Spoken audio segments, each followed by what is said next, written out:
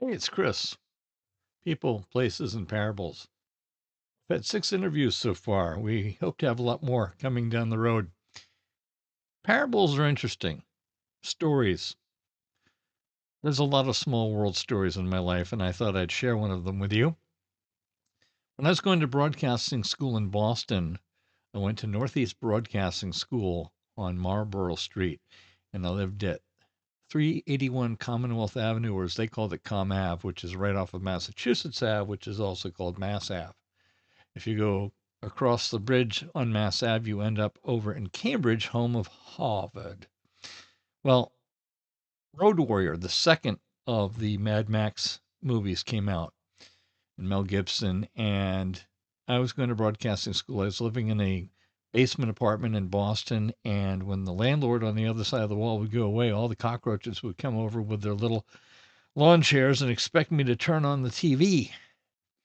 But I came back from the movie, and one of my upstairs neighbors of the brownstone was sitting up front.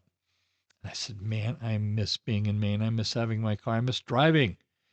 He said, "It doesn't sound like you're from Maine." I said, "No, not originally. I was originally from New Jersey." We went back and forth. Whereabouts? Northern. Where? Bergen County. Where? Allendale. Oh, that's where I'm from. Okay. I moved out of there with my parents in 1974. Here it is, 1983. And we talked a little bit, and I said, "What's your name?" And when he mentioned his last name was Honig, Honig, I'm thinking, man, that's familiar. And I kind of chuckled. And he goes, "What's up?" And I said, "Well, before I was a twinkle in my parents' eyes, their spouses ran off together. My mother's first husband took the 2 oldest kids and left the 2 youngest kids behind.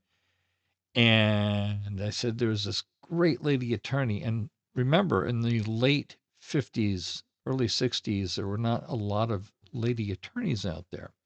And I said, there's this really nice lady attorney named Ruth Honig who helped my parents get together." He went white as a sheet. I was born in 61. Here it is in 83.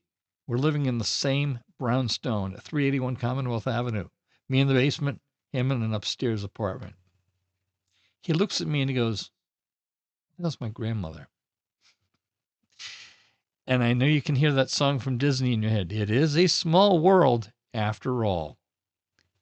Christopher O signing out from People, Places, and Parables.